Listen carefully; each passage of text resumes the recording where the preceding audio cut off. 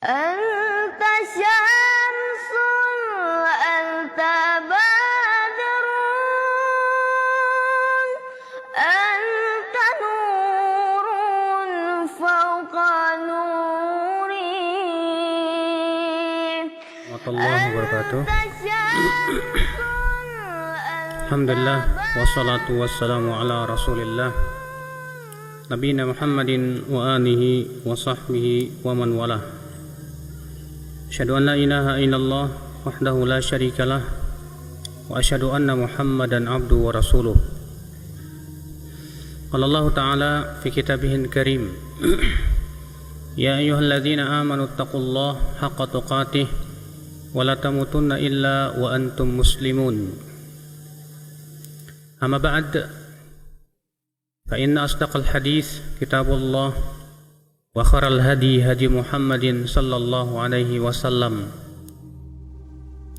wa syarrul umur muhdatsatuha wa kullu muhdatsatin bid'ah wa kullu bid'atin dhalalah wa kullu dhalalatin finnar.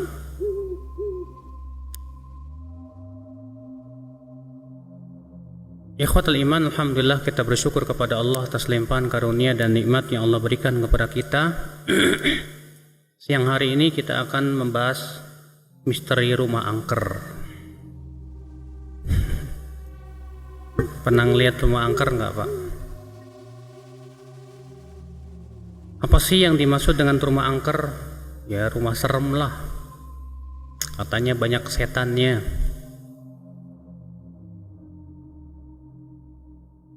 Rumah adalah merupakan tempat tinggal kita, di mana kita di sana menutup aurat kita, melindungi dari hujan, panas. Demikian pula di sana kita berumah tangga, mendidik anak-anak dan yang lainnya.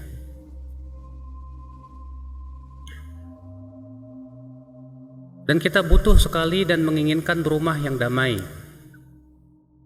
rumah yang betul-betul yang dikatakan oleh sebagian orang dengan istilah baiti jannati, rumahku surgaku. Namun rumah itu menjadi sesuatu yang angker di saat di sana ada hal-hal yang menyebabkan rumah itu angker. Apa yang menyebabkan rumah itu angker, Pak? Ada dua sebab. Sebab yang pertama, rumah itu angker karena adanya makhluk halus, dari jin, setan, yang ikut menumpang di rumah kita, sehingga akhirnya mereka melakukan perbuatan-perbuatan yang membuat orang yang tinggal di situ ketakutan. Iya, saya pernah mendatangi suatu rumah. Penghuninya bercerita ke saya, waduh, kenapa ya di rumah ini kalau malam-malam itu terdengar suara-suara yang aneh. Kadang ya di dapur itu ada suara orang masak lah, orang mencuci lah. Kalau dilihat nggak ada siapa-siapa itu. Iya. Kok bisa seperti itu? Kita katakan ya, karena di sana ada makhluk halus, makhluk lain, dunia lain, yang ternyata mereka ikut numpang di rumah kita. Iya. Sehingga akhirnya rumah kita terasa angker rasanya. Dan perlu diketahui, Pak, keberadaan para setan dan jin di rumah kita pun tidak menguntungkan kita. Setan selalu ingin ikut serta dalam seluruh aktivitas kita, termasuk masalah jima dengan istri pun dia pengen ikut.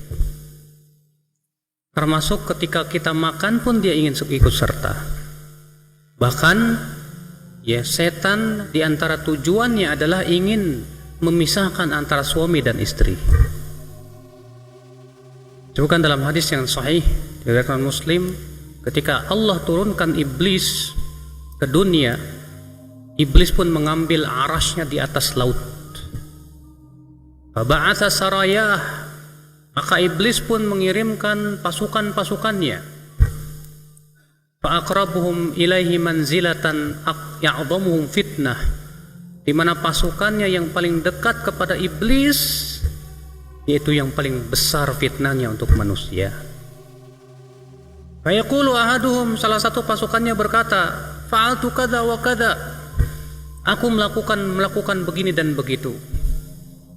Maka iblis berkata, kamu belum melakukan apa-apa. Ma sana'ta syai'an. Lalu berkata salah seorang dari mereka, ma taraktuhu hatta farraqtu bainahu wa baina zaujatihi. Aku tidak tinggalkan sampai aku ceraikan ia dengan istrinya. Aku berhasil menjadikan rumah tangganya pecah. Maka kemudian si setan ini didekatkan oleh iblis sambil berkata, ni'ma anta, kamu sebaik-baiknya pasukan.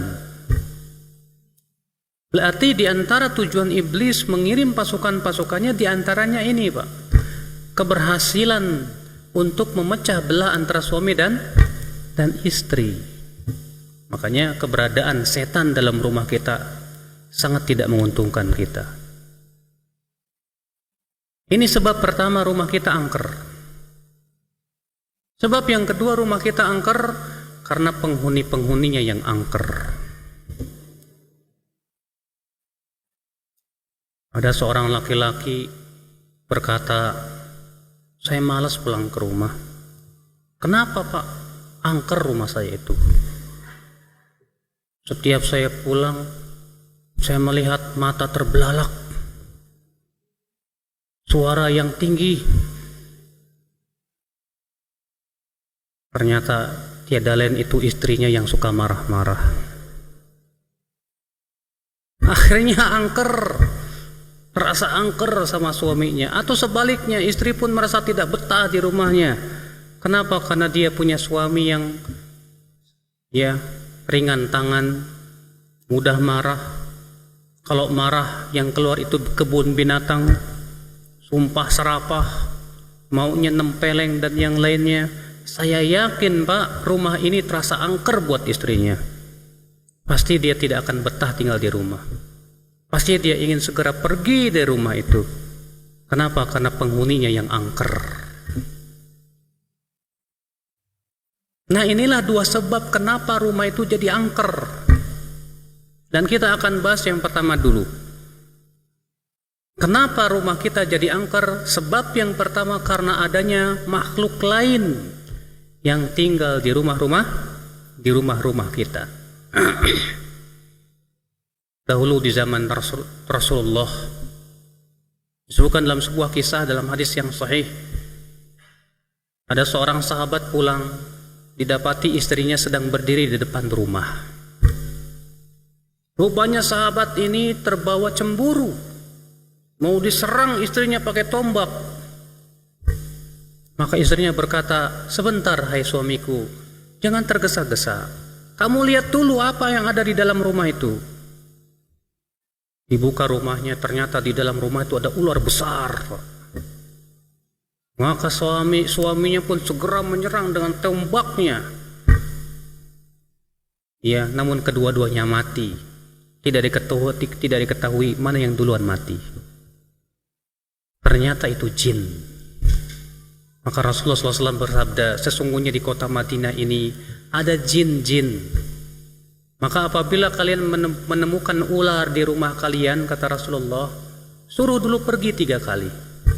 Kalau ternyata tidak mau, maka bunuhlah dia, karena itu memang ular beneran. Lihat, di zaman Rasulullah SAW, jin ini masuk ke dalam rumah dan ternyata berbentuk menjadi ular beneran. Ya, ular beneran. Dalam riwayat yang lain yang dikeluarkan oleh Imam, disebutkan oleh Al-Hafidh Al-Mundhiri dalam kitab Targhib wa Tarhib, bahwa Uqbah bin Amir biasa beliau menyimpan gandum-gandum itu hasil panen dalam dirijen-dirijen. Namun Uqbah bin Amir merasa heran. Setiap hari dia hitung dirijennya selalu berkurang. Padahal sudah dikunci rapat. Aneh. Maka Uqbah bin Amir pun malam itu berjaga. Tiba-tiba kata Uqbah, datanglah seorang makhluk. Makhluk itu aneh. Tangannya tangan anjing. Iya. Dan kakinya kaki kuda. Dan dia mau mencuri.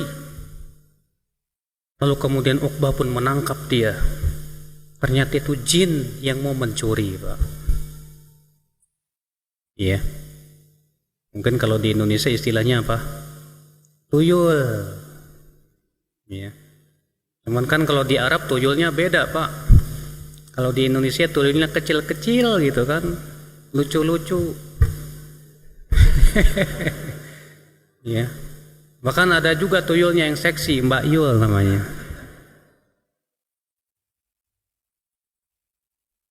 Tapi di Indonesia juga macam-macam. Terkadang ada babi ngepet, ada anjing pesugihan namanya, Pak. Bekerja dengan para jin untuk mencari kekayaan. Ikhwatul iman, azakumullah. Nah, ternyata dalam kisah-kisah tadi menunjukkan bahwa jin-jin itu ya terkadang mengganggu kita di rumah-rumah kita. Ikhwatul iman, a'azzakumullah. Yang menjadi pembahasan kita adalah yang pertama, bagaimana kok bisa rumah kita jadi angker? Yang pertama ya akhwat Islam, rumah kita menjadi angker karena yang pertama, kita selalu lupa membaca dzikir tatkala kita masuk ke dalam rumah kita. Disebutkan dalam hadis riwayat yang dikeluarkan oleh Muslim dalam sahihnya, idza dakhala ahadukum baitah, apabila salah seorang dari kalian masuk ke rumahnya, falam yadhkur ismallah, dan ia tidak menyebut nama Allah, tidak mengucapkan salam, maka setan berkata, malam ini aku mendapatkan tempat tinggal. Apabila dia makan dan tidak menyebut nama Allah, maka setan berkata, malam ini aku dapat makan malam. Masya Allah. Rupanya penduduknya ini ya, kalau masuk itu masuk aja, wala salam wala kalam. Padahal Rasulullah SAW menjamin, kata Rasulullah, 3 orang yang Allah jamin dia. Di antara yang Allah jamin siapa? Seseorang yang ketika masuk rumahnya mengucapkan Assalamualaikum, maka Allah jamin. Maksudnya jamin apa? Terlindung dari syaitan. Jangan lupa, Pak, kita ini sering lupa, masuk aja. Nyelonong, lupa kita ucapkan Assalamualaikum. Anak kita masuk aja. Kita tidak ajarkan, enak keluar lagi. Dahulu di zaman Rasulullah SAW, kalau ada orang masuk ke rumah, ya tanpa mengucapkan salam, disuruh keluar lagi oleh Rasulullah. Ucapkan salam. Kemudian mereka mengucapkan salam, Assalamualaikum. Supaya apa, Pak? Supaya setan tidak ikut masuk ke dalam rumah kita. Ini akibat daripada kita lalai berzikir kepada Allah. Akhirnya setan pun ikut masuk ke dalam rumah kita. Makanya benar firman Allah, wa may ya'shu an dzikrir rahman nuqayyid lahu syaitanan fahuwa lahu qarin. Barang siapa yang kosong, yang berpaling dari berzikir kepada Ar-Rahman, maka kami akan jadikan setan untuk dia yang akan menemani dia. Bayangkan, Pak, kalau kita tidur di tempat setan, dierep-erep, Pak. Kadang kita tidur, kayak ditindihin gitu. Ya. Kadang kita tidur mimpinya serem. Kenapa? Karena kita lupa berzikir kepada Allah Subhanahu wa taala. Maka ini sebab yang pertama, kenapa rumah kita angker? Jawabannya karena kita kalau masuk rumah jarang berzikir. Kalau kita masuk rumah jarang mengucapkan salam. Jangan lupa. Sebab yang kedua, kenapa rumah kita angker? Karena rumah kita sering terbuka di saat-saat malam. terutama di waktu maghrib. Karena di waktu maghrib sampai isya itu Pak, kata Rasulullah, itu saat-saat setan sedang bergentayangan Pak. Roh-roh jahat, jin-jin itu sedang bertebaran, kata Rasulullah. Makanya kata Rasulullah, idza dhahabal lail, idza aqbalal lail, apabila malam telah datang, fakufu sibyanakum, tahan anak-anak kalian di rumah, jangan keluar. Tutup jendela dan pintu rumah kalian, kata Rasulullah. Fa innaha sa'atun takhtariku fiha syayatin, karena itu saat setan itu sedang bertebaran. Hati-hati Pak. Terkadang kita di waktu maghrib rumah kita melongo. Terkadang di waktu maghrib jendela kita terbuka. Terkadang di waktu maghrib anak-anak kita main di luar. Akhirnya apa? Jangan salahkan kalau setan pun senang. Kata Rasulullah, tidak ada satupun pintu dan kamar yang jendela terbuka kecuali setan akan masuk. Setan masuk Pak. Siapa di antara antum kalau waktu maghrib pintunya suka dibuka itu? Siapa di antara kita yang kalau di waktu malam pintunya suka dibuka? Jangan. Makanya Rasulullah menganjurkan, kalau telah masuk waktu maghrib, segera tutup pintu-pintu, baca bismillah. Ya, hatta tadhhaba fu'atul isya, sampai pergi waktu dari isya. Nah ini Pak, sebab yang kedua Pak. Kenapa rumah kita jadi angker? Rumah kita jadi angker karena apa? Karena rupanya kita ini sering membuka pintu jendela di waktu-waktu yang ternyata setan di situ apa? Bertebaran itu. Ya. Sebab yang ketiga. Kenapa rumah kita angker? Sebab yang ketiga, karena di situ ada foto-foto, gambar-gambar, patung-patung bernyawa. Itu rumah yang tidak dimasuki oleh malaikat rahmat, kata Rasulullah. Ya. Innal malaikata la tadkhulu baitan fihi kalbun wala surah. Sesungguhnya malaikat tidak akan masuk ke rumah yang di situ ada anjing dan gambar. Kadang terpampang di rumah antum tuh gambar antum waktu menikah dulu. Ya. Pamer tuh, saya pernah nikah tuh.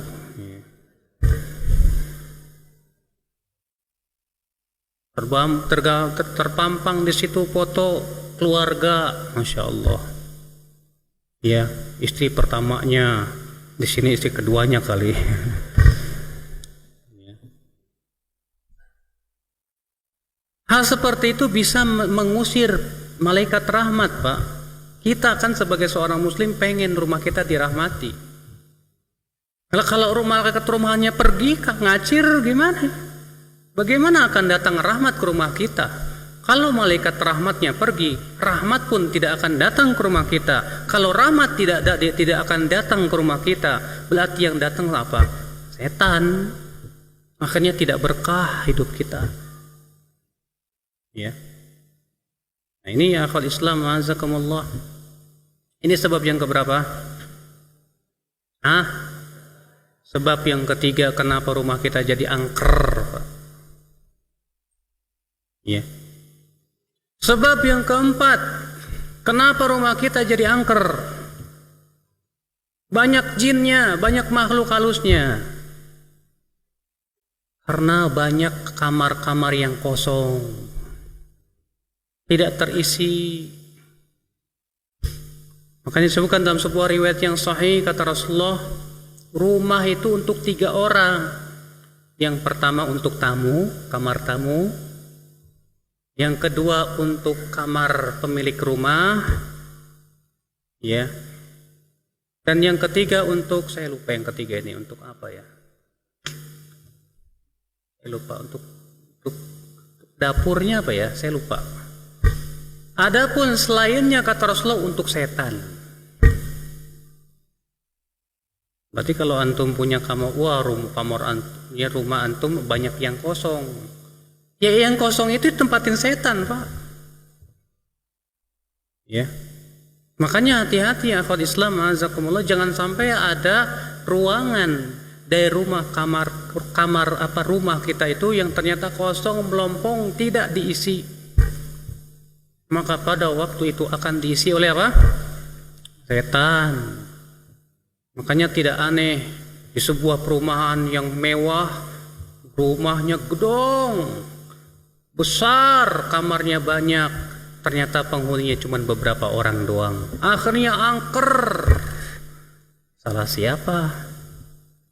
Karena kamar-kamar kosong itu akan diisi oleh apa? Oleh setan, kata Rasulullah sallallahu alaihi wasallam. Ini sebab yang keberapa? Yang keempat, Pak. Kenapa rumah kita jadi angker itu, Pak? Yang kelima sebabnya apa? Adanya kesyirikan dalam rumah kita. Kalau di kampung-kampung, Pak, di sebagian kampung-kampung itu ada kalau rumah-rumah itu biasanya ada kamar khusus tempat sesaji. Kalau di kampung-kampung ya, yang masih primitif, ya, primitif apa primitif? Primitif ya. Orang Sunda nggak bisa F, Pak, bisanya P. Itu di dalam rumah itu ya ada kamar khusus sesaji itu. Kalau sudah seperti itu kesyirikan, dan setan paling senang kesyirikan di situ ada. Di saat kesyirikan ada, disitulah setan akan datang. Apalagi kalau penghuni rumahnya suka main jelangkung-jelangkungan. Saya dulu waktu SMA pernah tuh, Pak, nyobain main jelangkungan. Itu ada tulisan yes, no, ada tulisan A, B, C, D, E, F, G, H, I, J. Kemudian pakai duit kita jelangkung, di sini ada pesta. Kalau kamu datang katakan yes, kalau enggak no. Tahu-tahu itu duitnya gerak sendiri, Pak. Ya, terus nanya kemarin yang ngambil sendal saya siapa? Akhirnya apa? Karena itu acara manggil jin, minta bantuan kepada jin. Yang namanya jin paling senang nyusahin manusia. Dia sudah dipanggil masuk ke rumah kita. Makanya Allah mengatakan wa annahu kana rijalun minal ins ya'udzuuna birijalin minal jinni fazaduhum rahaqa. Dan sesungguhnya di antara manusia dari laki-laki ada yang minta bantuan atau minta perlindungan dengan jin laki-laki juga, maka para jin itu semakin menambah kesusahan. Ya, bahkan hal itu bisa terjadi kesurupan tuh, Pak. Ya, bisa terjadi kesurupan. Sebab yang keberapa? Yang keenam, kenapa rumah kita itu angker? Karena banyak maksiat di rumah kita. Yang harusnya terdengar suara lantunan ayat Al-Quran, terdengar malah dangdutan. Ya. Yang harusnya terlihat sholat ditegakkan, malah terlihat jaipongan. Akhirnya apa? Setan senang di rumah itu, Pak. Betah dia. Ya. Dengan maksiat-maksiat yang ada di dalam rumah kita itu. Maka setan pun merasa senang dengan adanya kemaksiatan-kemaksiatan di dalam rumah kita. Inilah, Pak, 6 sebab kenapa rumah kita menjadi angker. Maka bagaimana caranya dong, Ustadz, supaya rumah kita tidak angker? Bagaimana caranya, Ustadz? Alhamdulillah, Rasulullah SAW telah memberikan kepada kita juga cara. Yang pertama, baca surat Al-Baqarah sering-sering di rumah kita tuh Pak. Karena Rasulullah SAW bersabda, Iqra'u surat Al-Baqarah fa inna syaitan yanfiru minal bait alladhi tuqra'u fi suratul Baqarah. Bacalah oleh kalian surat apa? Al-Baqarah, karena setan akan lari dari rumah yang dibacakan padanya surat Al-Baqarah. Makanya bapak-bapak tiap malam Al-Baqarahan, jangan cuma yasinan. Ya. Al-Baqarah antum baca, bisa disetel, kalau bisa antum baca sendiri, antum hafalkan. Apalagi kalau antum bisa ngapalin Al-Baqarah, maka kata Rasulullah, ta'allamu surat Al-Baqarah, pelajarilah oleh kalian surat Al-Baqarah, fa inna akhdhaha barakah, karena mengambil surat Al-Baqarah itu berkah, wa tarkaha hasrah, dan meninggalkan surat Al-Baqarah itu adalah kerugian, penyesalan.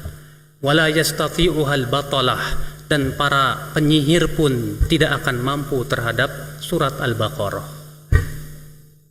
Para penyihir tidak mampu terhadap surat Al-Baqarah. Makanya sangat dianjurkan sekali Pak, ya, di rumah kita sering-sering membaca surat Al-Baqarah. Kalau bisa Bapak menghafalkannya, mempelajarinya, supaya apa? Supaya setan pun lari dari rumah kita. Ya.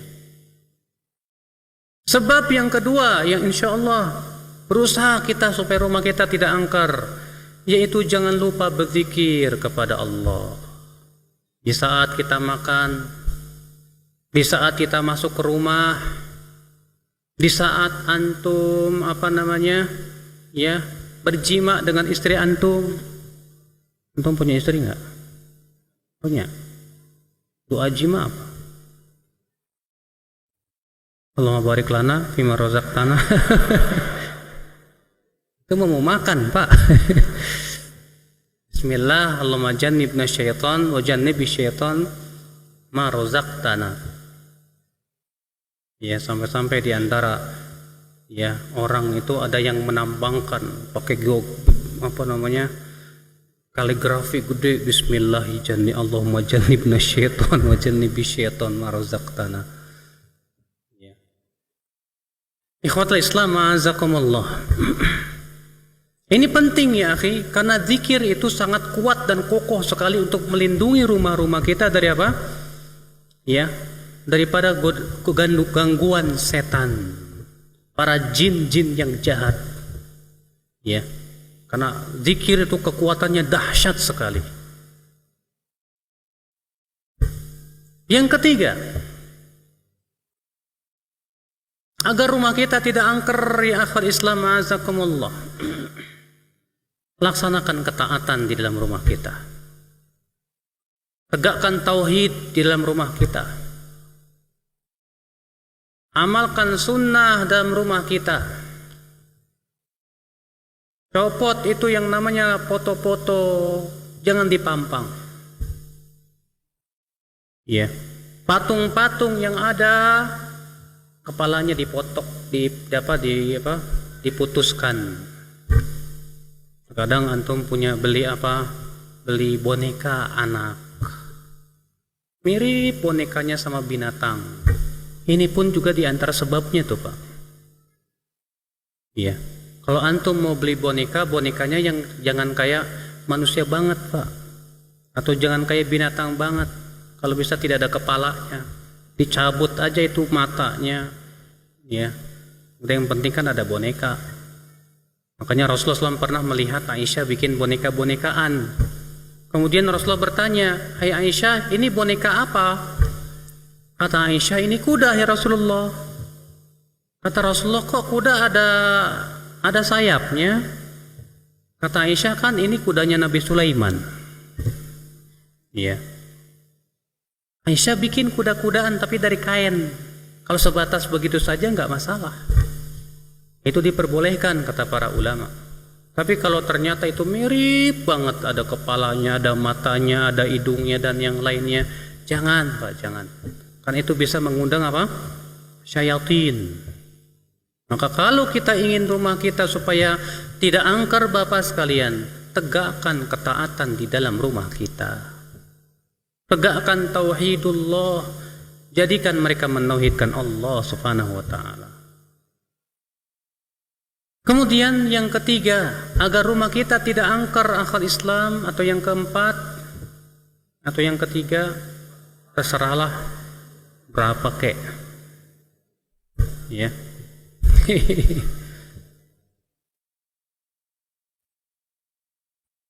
Yang keempat, ya akal Islam, azakumullah, tegakkan sholat di rumah kita.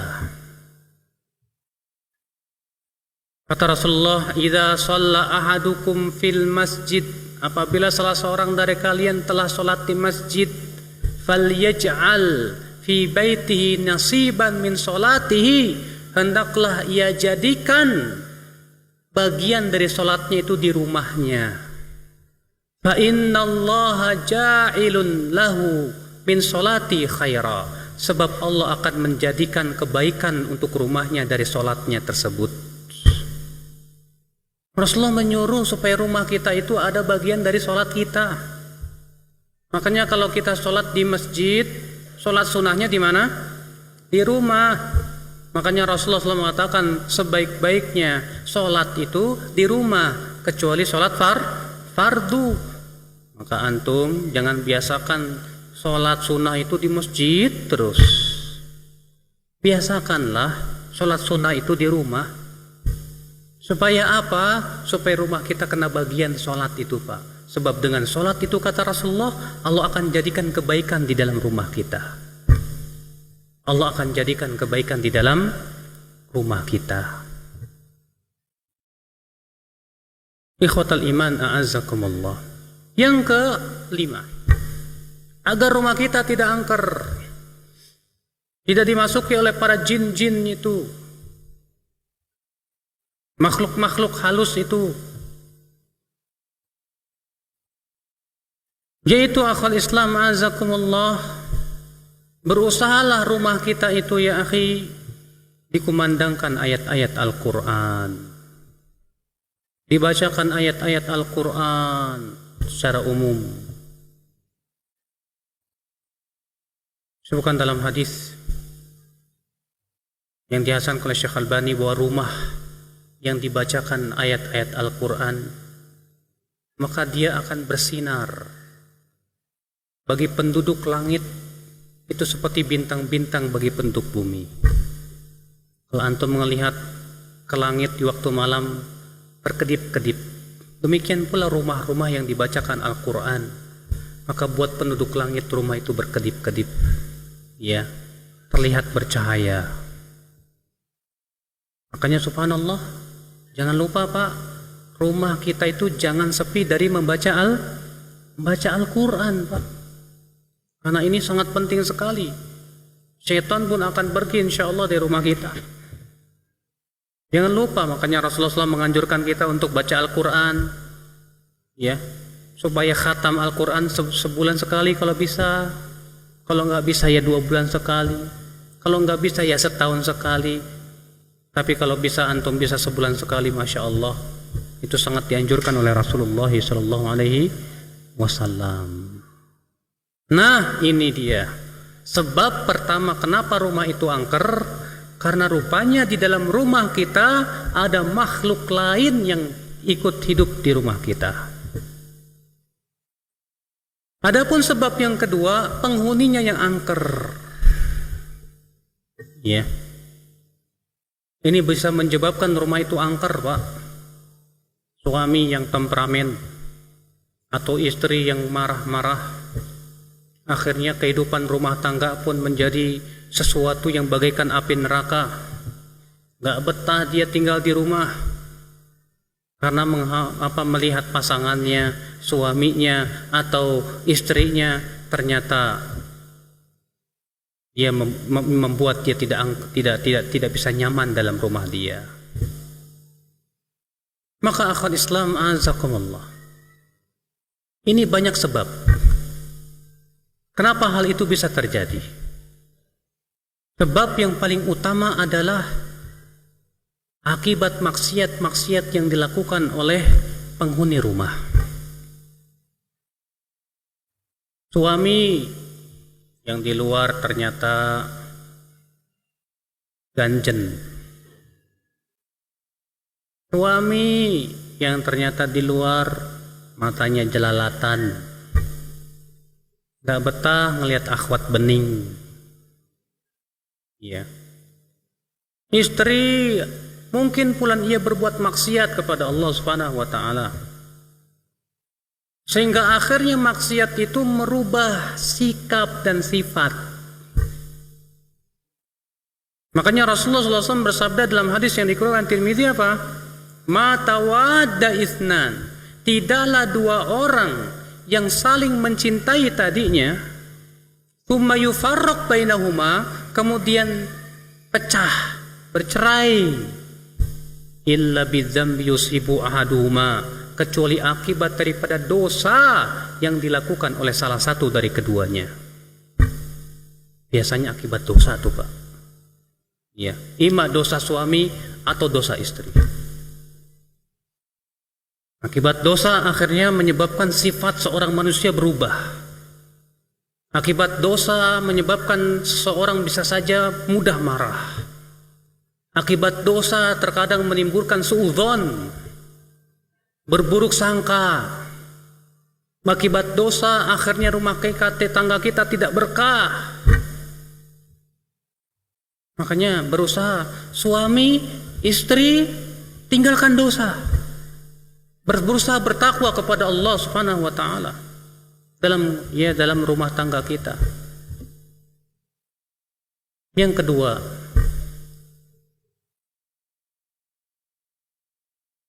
rumah kita menjadi serem dan angker, ya, disebabkan oleh ada benda-benda asing yang membuat mereka tidak akrab dan tidak harmonis. Apa itu benda asing itu? Nih Pak nih, gadget, HP, ya, BlackBerry, WhatsApp. Suami pulang ke rumah, istrinya asyik aja, Allah bebean. Assalamualaikum, waalaikumsalam, buka lagi, pluk, balik lagi bebean. Orang disambut suaminya, Mas, gimana kabarnya Mas? Ya, sediakan makanan. Sudah lupa itu semua tugasnya, gara-gara apa? Ini bisa berubah menjadi malapetaka, Bapak. Si anak pun terkadang terlalaikan oleh hal seperti ini. Ibunya lagi WhatsApp, anaknya minta sesuatu. Emaknya marah, kamu ngapain sih? Kenapa? Karena emaknya lagi asik WhatsAppan rupanya, lagi asik BBM-an. Makanya benar Pak, survei membuktikan, ya, bahwa yang namanya hal seperti ini seringkali membuat temperamen antum tuh.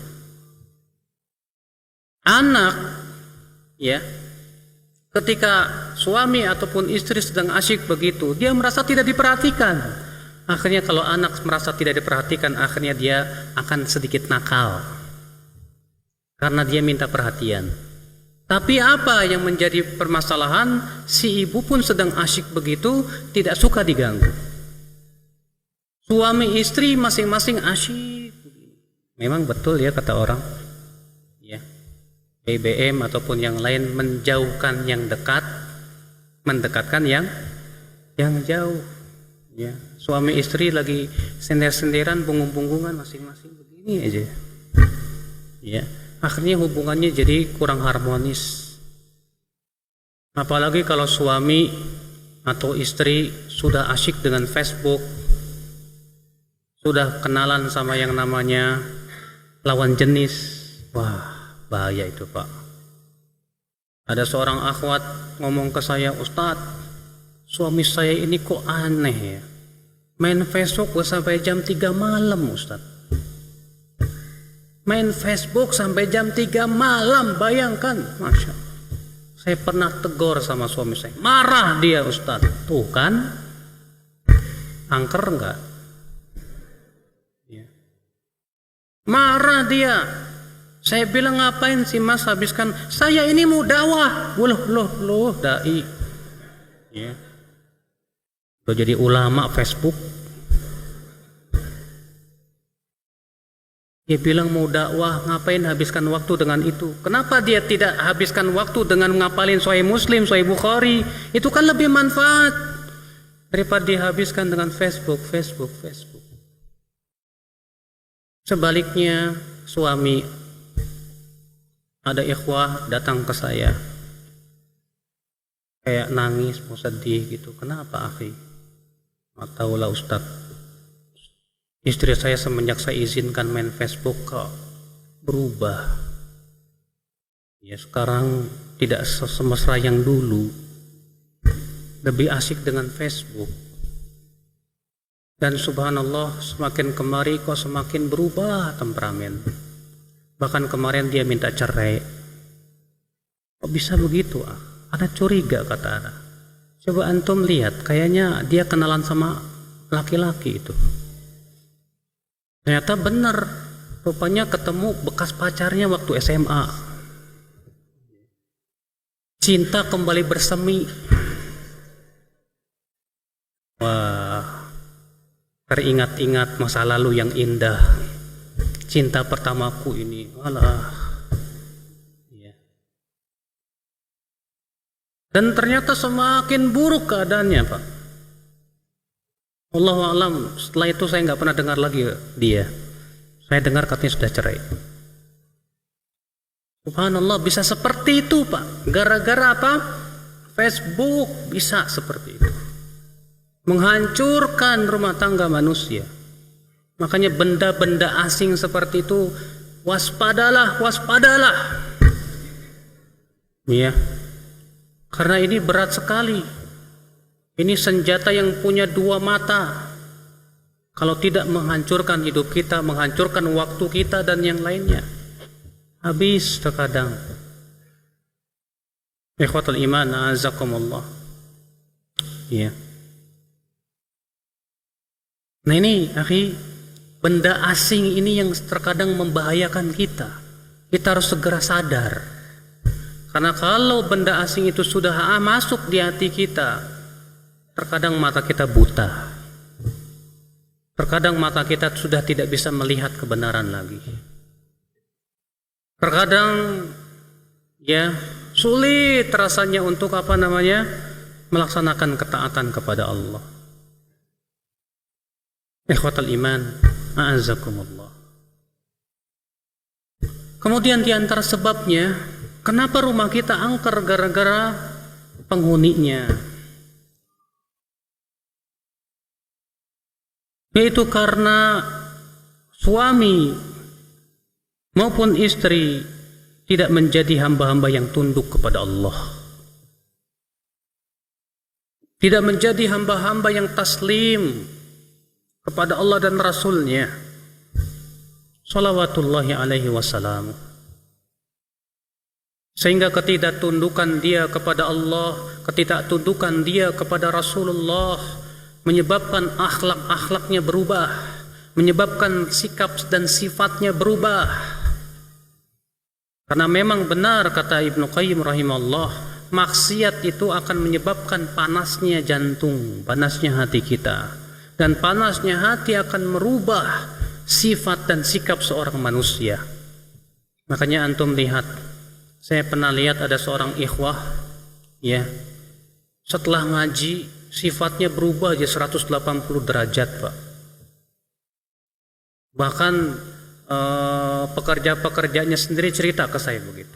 Ustadz, bapak bos kita ini dulu waktu belum ngaji, ya Allah Ustadz, pemarah banget, cepet marah, gak sabaran, cepet stres. Tapi setelah ngaji ini ya Allah 180 derajat berubah, lebih adem, lebih sabar. Kenapa bisa seperti itu Pak?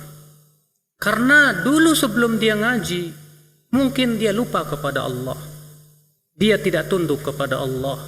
Dia lebih senang untuk dia menghabiskan waktu dengan berleha-leha. Sehingga akhirnya hatinya pun tidak tentram, tidak tenang. menyebabkan akhirnya sifatnya pun pasti seperti itu.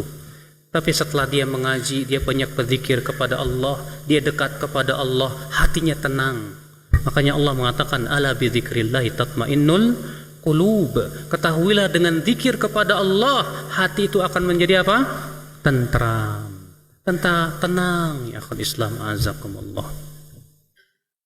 Nah, ini sebabnya. Makanya ya akhul Islam, bagaimana supaya kita ingin sekali mendapatkan atau mempunyai rumah tangga yang isinya Masya Allah. Ya. Yang kita lakukan adalah yang pertama tentu kita berusaha ya akhi untuk menjadi dan mengisi rumah tangga kita dengan kelemah lembutan.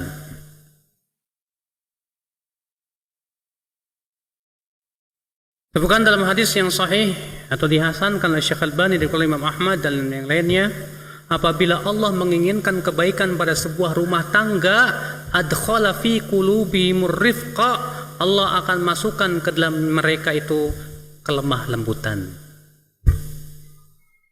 Suami lembut sama istri, istri pun lembut sama suami. Suami sabar menghadapi kekurangan istri, istri pun sabar menghadapi kekurangan suami. Suami berusaha untuk pengertian sama istri, istri pun sama berusaha untuk pengertian sama suami. Kalau seperti itu insya Allah Pak, ya, rumah tangga itu Masya Allah, rumah kita itu rumah surga Masya Allah. Surgaku rumahku surgaku, betah rasanya. Ya, kenapa? Karena di dalamnya terdapat kelemah lembutan yang Allah masukkan. Nah, untuk bisa lembut bagaimana Ustaz?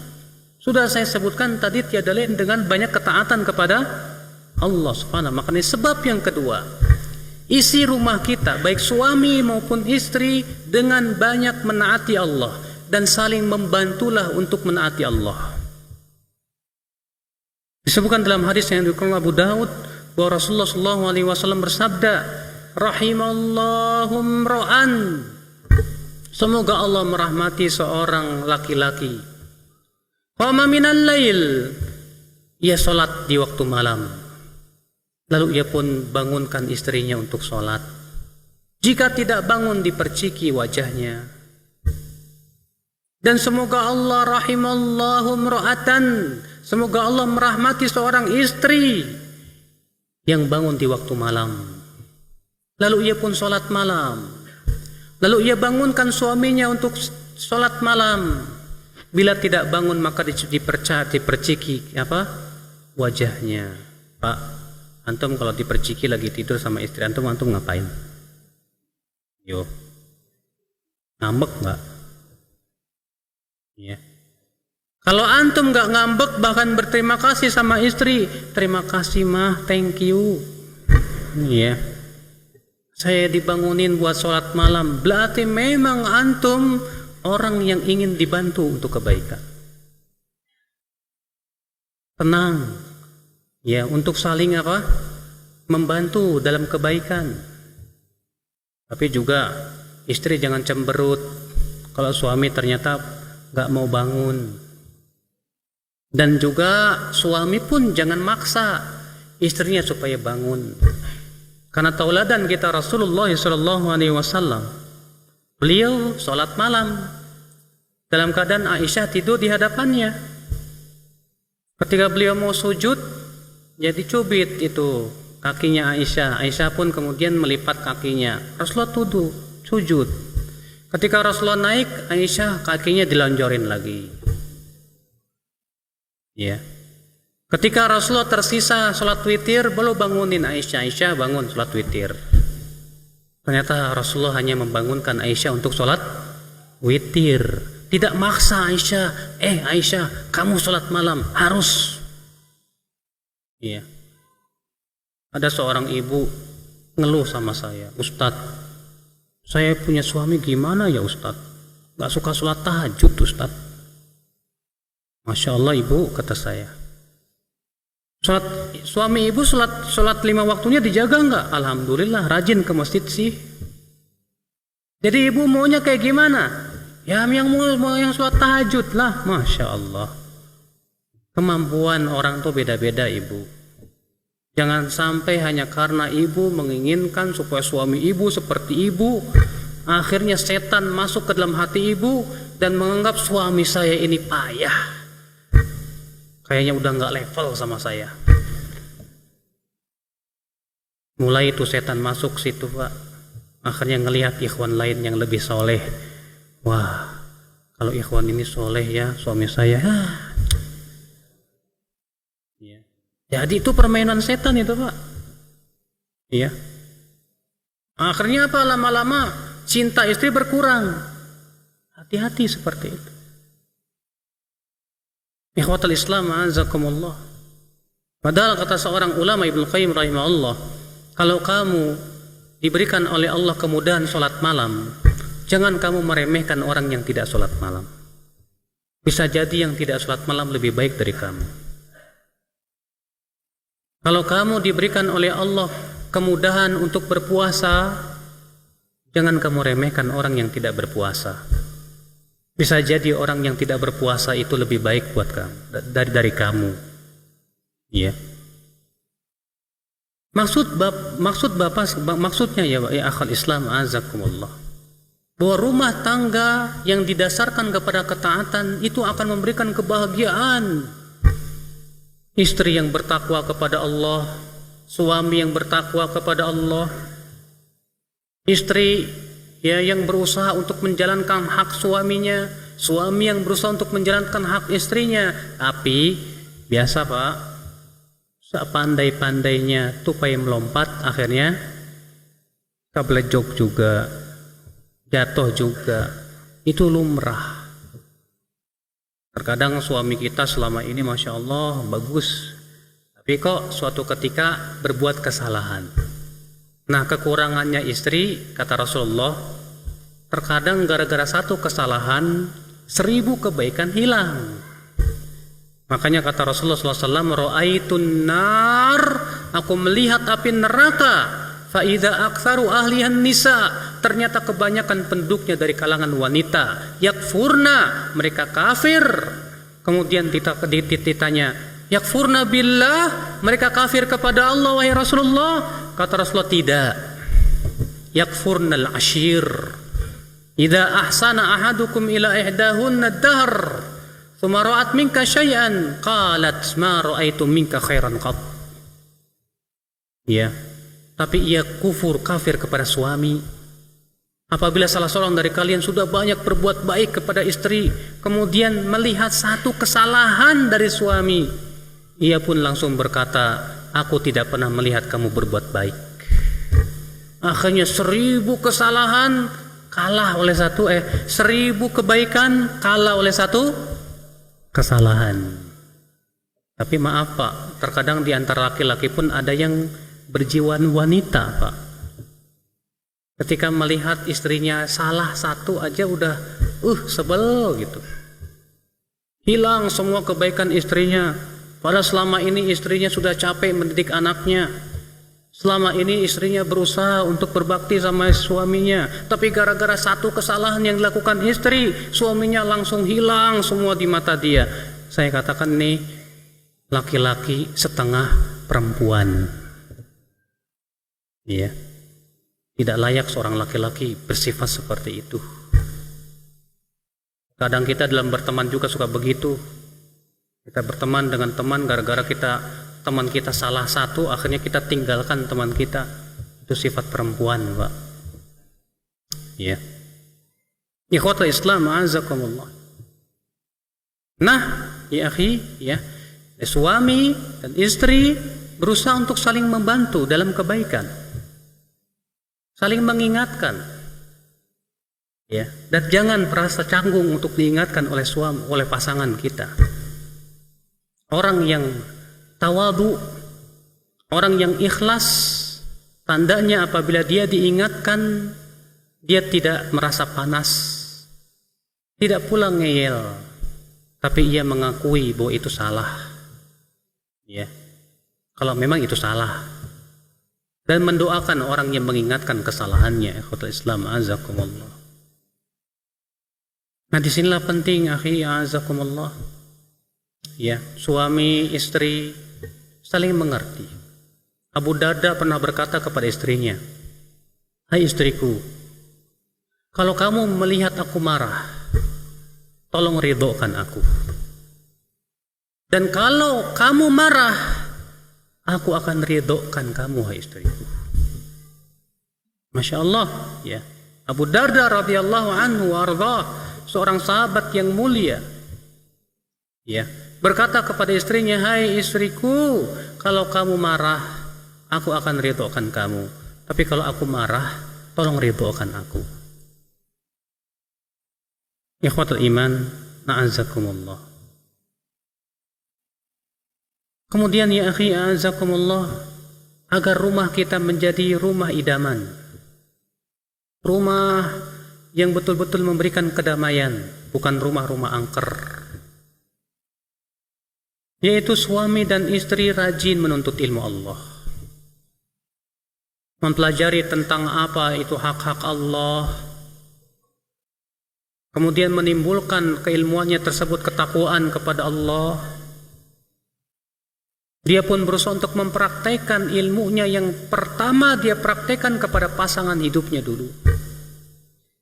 Seorang istri menuntut ilmu yang pertama kali dia praktekkan adalah kepada suaminya sebelum kepada yang lainnya. Seorang suami pun demikian, berusaha semaksimal mungkin, ikhwatul Islam azakumullah, ya, untuk memenuhi hak-hak masing-masing dengan cara menuntut ilmu Allah subhanahu wa ta'ala. InsyaAllah kalau hal seperti itu, mudah-mudahan rumah tangga kita termasuk rumah tangga yang diberkahi oleh Allah subhanahu wa ta'ala. Namun sekali lagi Bapak, itu tidak mungkin kita lakukan kecuali dengan cara satu kunci. Kuncinya yaitu berjihad melawan hawa nafsu, mujahadah, ya, berjihad, berjuang. Masing-masing suami dan istri harus berjuang. Seorang istri yang menuntut ilmu, dia akan berpikir, di saat saya sebel kepada suami saya, wah, di saat itu saya pahalanya banyak insyaallah. Nah, terkadang Pak, seorang istri melayani suami di saat dia cinta, Masya Allah, "Ma, ambilin kopi dong." "Iya sayang." Ya, dibikinin dengan penuh kegembiraan. Tapi kalau si istri lagi sebel sama suaminya, lagi kesel sama suaminya, "Ma, bikinin kopi dong." "Bikin aja sendiri sana." Tapi kalau istri itu berilmu dan menuntut ilmu, dia berpikir, ketaatan kan semakin berat semakin besar pahalanya ya. Saya ini kok berat banget menaati suami saya ketika saya kesel sama dia. Ini besar sekali pahalanya. Ketika disuruh sama suaminya, "Ma, ya, tolong dong bikin kopi." "Iya," sambil kesal-kesal gitu. "Iya." Ya. Kemudian dikasih juga. Taati, tapi dia tahu walaupun berat, tapi dia tahu di saat itu pahalanya besar sekali, alhamdulillah. Dia berusaha, ya, untuk mencari keridhaan suaminya. Dia berusaha mengamalkan hadis Nabi SAW, "Unzuri aina anti min." Lihatlah oleh kamu bagaimana kamu di mata suamimu. Fa innama huwa jannatuki aw naruki. Karena suamimu adalah surgamu atau nerakamu. Istri yang menuntut ilmu, dia amalkan ilmu itu pada suaminya. Dia ingin mendapatkan keridhaan suaminya. Ikhwatul Islam azakumullah. Demikian pula suami yang bertakwa kepada Allah, yang menuntut ilmu, dia ingin mendapatkan pahala yang besar dari istrinya. Dia pun berikan senyuman kepada istrinya. Berapa banyak terkadang suami yang buat senyum sama istrinya aja jarang sekali. Selalu dia berikan senyuman kepada istrinya. Ya, berikan sikap kelemah lembutan, berbuat baik kepadanya. Dia ingin mengamalkan hadis Nabi SAW, "Istausu bin nisa'i khairan." Berbuat baiklah kepada wanita, fa innahunna khuliqna min dhila, karena para wanita itu tercipta dari tulang rusuk. Wa inna a'waja syai'in min ad-dhila a'la, dan bahwasanya tulang yang paling bengkok yaitu yang paling atas. Fa in dhahabta tuqima, kalau kamu paksa untuk diluruskan, dia akan patah. Kalau kamu biarkan, ia tetap bengkok. Tapi caranya bagaimana? Kata Rasulullah, fastausu bin nisa'i khaira. Berbuat baiklah kepada para wanita. Dia ingin mengamalkan hadis ini. Dia ingin dapat pahala dari istrinya. Bagaimana supaya istri saya menjadi tempat pahala buat saya? Saya berbuat baik kepada dia. Kalau memang suami dan istri, Pak, sudah menjadikan pasangannya sebagai lumbung pahala, saya yakin dia akan berusaha, mereka masing-masing berusaha untuk berbuat baik kepada pasangannya masing-masing. Tapi itulah memang, Pak, tidak semudah ternyata dari pembicaraan yang kita bicara. Karena sudah kita sebutkan tadi yang namanya iblis dan bala tentaranya ingin sekali supaya suami istri itu apa? Bercerai, berpisah. Terkadang, Pak, akibat daripada kesalahan yang kita pikirkan, kesalahan itu pinternya setan. Makanya suami dan istri itu hendaknya menjaga pikirannya. Karena kata Ibnu Qayyim rahimahullah, asal segala keburukan dari pikiran. Pikiran dan di pikiran, kalau antum mikirin terus berubah menjadi niat, suasana hati berubah. Coba kalau antum melihat istri antum berbuat salah, lalu antum yang antum pikirkan kesalahannya aja, lupa kebaikan dia. Kalau antum sudah ingat terus kesalahannya, antum kesal sama dia. Kalau antum sudah kesal, ya, mungkin antum mukul dia dan yang lainnya. Demikian pula seorang istri ketika yang dipikirkan kesalahan suaminya saja, yang ada adalah akibatnya si istri tidak mau lagi taat kepada suami. Akibat dari apa? Pikiran. Ya. Demikian pula, Pak, suami dan istri berusaha untuk sekuat mungkin, semaksimal mungkin menjaga dirinya dari maksiat kepada Allah. Ya. Seorang suami kalau memang merasa istrinya belum bisa memenuhi syahwatnya, alhamdulillah Allah masih mubahkan untuk 2, 3 dan 4. Ya. Asal memang betul-betul bisa bertanggung jawab. Nah, terkadang banyak suami kayak kucing kawin lagi tapi istri pertama nggak tahu. Tapi dia nggak siap kalau ketahuan sama istri pertama. Ya. Dia tidak siap. Akhirnya apa? Ketika istrinya pertamanya tahu, disitulah kiamat. Akhirnya istri keduanya dia cuekin, sudah tidak pernah lagi ini wallahi zalim. Ya. Ada seorang suami nanya ke saya, Ustadz, saya bingung nih Ustadz. Saya udah nikah lagi, sudah punya istri 2. Tapi istri saya dua-duanya minta pilihan. Mas pilih dia atau pilih saya? Saya bingung Ustadz, mau ceraiin yang mana katanya. Kata anak, bahlul ente berani nikah lagi tapi nggak berani bersikap adil. Ya, si itu yang mau nikah lagi, si itu maunya enaknya doang, kata saya. Ya harus tanggung jawab lah. Tidak boleh suami itu takut sama istri pertama gara-gara istri pertama akhirnya dia cuekin, dolimi istri keduanya. Haram ya akhi. Apa antum tidak takut kalau antum datang pada hari kiamat dalam keadaan miring antum? Makanya akal Islam azakumullah bukan apa-apa. Saya terkadang geram melihat orang-orang yang menikah lagi tapi ternyata tidak siap. Dan dia tidak gentle di hadapan istri pertamanya. Akhirnya menyebabkan dia tidak berbuat adil dalam pernikahannya. Seringnya zalim. Sallallahu salamata wal afiyah. Iya. Ikhwatul iman azakumullah. Makanya kalau antum masih masuk dalam grup isti, jangan sekali-kali deh Pak. Ikatan suami takut istri. Ya. Nah, ini akhwat Islam azakumullah, tidak perlu saya berpanjang lebar berbicara masalah poligami karena itu bukan fak saya. Itu diberikan kepada ustadz-ustadz yang sudah poligami aja.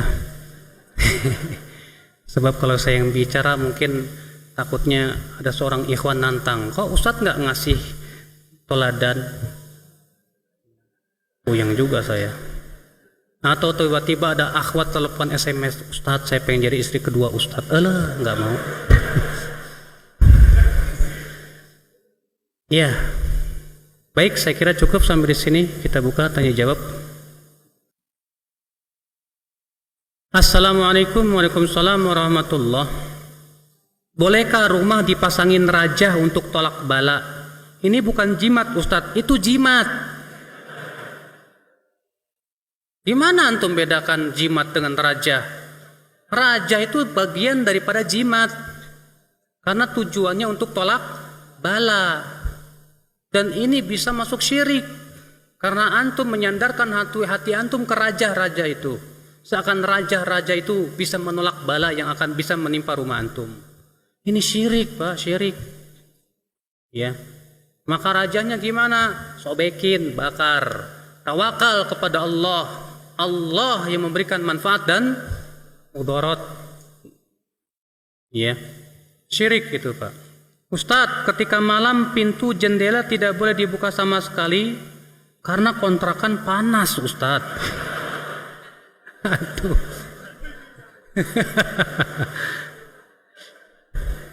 Emang kasihan yang ngontrak ini. Ya, kalau bisa Bapak pasang exhaust fan. Ya. Kalau memang keadaannya seperti itu darurat, daripada panas, gak nyenyak dan yang lainnya, ya udah untuk apa namanya? Sifatnya sesuatu yang sifatnya hajat boleh kata para ulama. Tapi kalau bisa diusahakan pakai yang lain seperti beli AC yang bisa dibawa-bawa itu pakai AC, ces, ya, atau pakai kipas angin, ya, itu usahakan dulu. Apakah Rasulullah bersabda bahwa penghuni neraka yang paling keras adabnya adalah para penggambar? Apakah fotografer itu masuk? Ya, seperti HP dan yang lainnya. Ikhtilaf para ulama. Syekh Utsaimin rahimahullah mengatakan tidak. Alasan beliau bahwa foto-foto yang ada itu hanya mengambil aslinya aja, diambil dipindahkan terus dah. Tidak ada unsur menggambar sama sekali. Sementara sebagian ulama seperti Syekh bin Baz, Syekh Albani, Syekh Fauzan mengatakan tidak boleh, haram. Karena itu semakna dengan menggambar. Walaupun ya secara saya lebih cenderung kepada pendapat Syekh Utsaimin, namun kalau kita tinggalkan itu jauh lebih baik. Kalau kita tinggalkan itu jauh lebih baik. Ya, wallahu a'lam. Apalagi selfie-selfian kemudian dipost, dijadikan PP di Facebook, Pak. Profile picture. Akhwat misalnya. Biar kelihatan cantik, cekrek gitu kan. Langsung jadi profil file, apa sih profil picture. Yeah. Akhirnya apa? Kecantikannya dinikmati oleh semua laki-laki. Jangan, akhi, jangan. Hal seperti itu bagi wanita aib Allah. Jangan sampai seorang wanita memperlihatkan kecantikannya ke seluruh laki-laki. Fitnah Allah, apalagi ya dia wajahnya cantik, maka hati-hati itu. Ustadz, teman saya sampai sekarang masih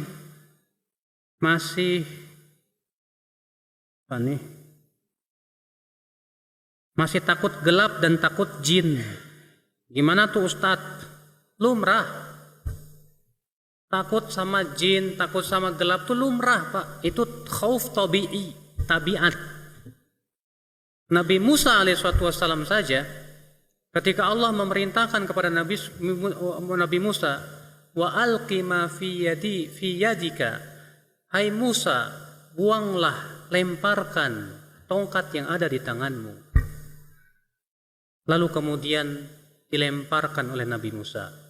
Apa yang terjadi? Tahtazzu ka'annaha jan. Tiba-tiba tongkat itu bergerak-gerak seakan-akan itu jin. Walla mudbiran, Nabi Musa pun langsung lari ketakutan. Nabi Musa, apalagi kita, itu lumrah. Antum ngelihat kok apa itu serem-serem lari, ya itu lumrah. Manusia itu memang pasti takut sama yang serem-serem, apalagi jinnya memperlihatkan keseraman gitu kan. Bisa saja kita takut, walaupun sebagian orang ada yang sudah biasa, udahlah ya. Ada ya di antara orang itu, dia cerita sendiri ke saya pernah duduk Ustadz di depan rumah saya.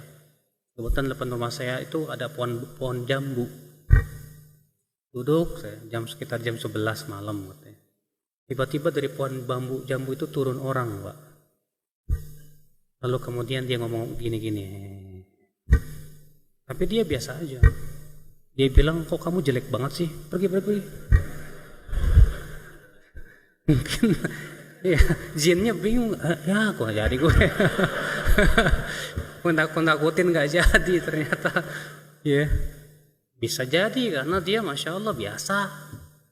Tapi kalau orang belum biasa, biasanya ketakutan. Ya. Ikhwatul Islam azakumullah. Apa hukum memajang binatang yang di air keras? Tidak boleh, Pak. Pertama itu mengadab, membunuh dengan tanpa hak. Apalagi kemudian dipajang-pajang seperti itu tetap tidak diperbolehkan. Ya, karena itu hukumnya mirip dengan patung. Bagaimana dengan topeng yang matanya bolong dan dipajang di ruang tamu? Lebih baik jangan juga. Karena topeng itu muka, wajah. Dan pasti situ ada hidungnya, ada mulutnya. Tapi itu tidak diperbolehkan. Ya. Kata Ibnu Abbas, yang namanya gambar itu adalah wajah. Yang namanya gambar itu apa? Wajah. Ya.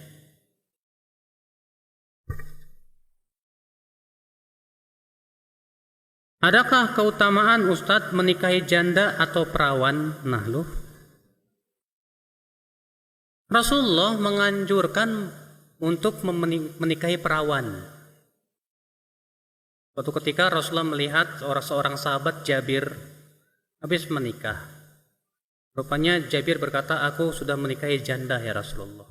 Apa kata Rasulullah? Halla bikron, kenapa kamu tidak menikahi perawan saja? Tula ibuka wa tula ibuha. Ia bisa mencumbuimu dan kamu pun bisa bercumbu dengan dia. Ya. Tapi bukan berarti tidak boleh janda, karena Rasulullah pun juga istri-istrinya kebanyakan janda. Yang perawan hanya Aisyah radhiyallahu anha wa ardhaha. Yang lainnya semuanya janda. Ya. Dan kalau antum memang menikahi janda tujuannya adalah untuk membantu dia, pahala buat antum. Ya, moga masuk dalam hadis as-sa'i alal armalah, orang yang membantu para janda dan orang-orang yang susah hidupnya seperti orang yang berjihad di jalan Allah. Ya, tapi bapak-bapak hati-hati. Ya, kalau bantu-bantu janda itu hati-hati, Pak. Apalagi kalau jandanya janda kembang. Apa benar Ustadz ada hantu pocong? Itu kan hayalan orang, Pak. Jadi orang Indonesia itu punya keyakinan kalau orang dikuburkan dalam keadaan ikatan tali pocongnya itu nggak diikat, itu jadi pocongan katanya. Ini wallahi khurafat. Dan ini sangat bertabrakan dengan ayat-ayat Al-Quran yang tegas mengatakan bahwasanya orang yang sudah mati tidak mungkin hidup, tidak akan rohnya kembali kepada kehidupan dunia. Ya. Allah berfirman, hatta idza jaa ahadahumul mautu qala rabbi irji'un la'alli a'malu salihan fima taraktu kalla. Sehingga apabila telah datang kepadanya kematian, dia berkata, ya Rabb, kembalikan aku ke dunia, barangkali aku bisa beramal saleh. Maka Allah berfirman, tidak, sekali-kali tidak. Artinya kamu tidak akan bisa kembali lagi ke dunia. Terlebih, Pak, ya, membuka tali pocong itu bukan kewajiban dalam Islam. Tidak ada satupun riwayat ya yang menyebutkan bahwa harus membuka tali pocong. Tidak ada. Para ulama hanya paling banter mengatakan yustahabu, disukai saja, tidak sampai kepada wajib. Makanya yang diyakini oleh masyarakat bahwa itu harus dibuka, kalau enggak maka jadi pocongan, itu semua khurafat. Ya. Itu semua tidak benar ya akhwat Islam, azakumullah. Tapi terkadang Ustaz, kok saya pernah melihat ya bentuknya kayak pocongan. Jin itu, Pak. Ya, itu jin. Kuntilanak, jin. Gundurwo, jin. Tapi yang namanya jin kan bisa merubah-rubah bentuknya kan. Bisa jadi binatang, bisa jadi makhluk seram, bisa jadi makhluk begini dan begitu. Jin, itu semua jin. Ya. Di zaman ini sangat sulit untuk menghindari gambar-gambar makhluk bernyawa. Apa yang akan terjadi jika gambar-gambar makhluk tersebut tidak dipajang atau tidak diagung-agungkan? Dimasuk, disampul di buku atau yang lainnya. Bagus. Jadi kalau misalnya itu ada di buku, yang lebih bagus kepalanya ditutup pakai lakban. Kalau itu ada di kaleng, kepalanya ditutup pakai lakban. Yang penting kepalanya dihilangin, Pak. Ya, sebagaimana Rasulullah bersabda kepada Jibril berkata kepada Rasulullah, perintahkan supaya patung itu diputuskan kepalanya. Nanti kalau kepalanya itu diputuskan, selesai sudah. Demikian pula gambar-gambar di kaleng, terkadang di kaleng susu ada gambar perempuan atau gambar orang, ya, di koran atau di buku-buku pelajaran. Maka kita berusaha untuk melakukan itu. Kalau sudah kita lakukan seperti itu, insya Allah tidak akan memberikan bahaya apa-apa. Ya. Baik, saya kira cukup sampai di sini. Mudah-mudahan apa yang sampaikan bermanfaat. Yang benar semuanya dari Allah dan yang salah dari syaitan dan dari saya pribadi. Subhanakallah bihamdik, asyhadu an la ilaha illa anta, astaghfiruka wa atubu ilaik. Wassalamualaikum warahmatullahi wabarakatuh.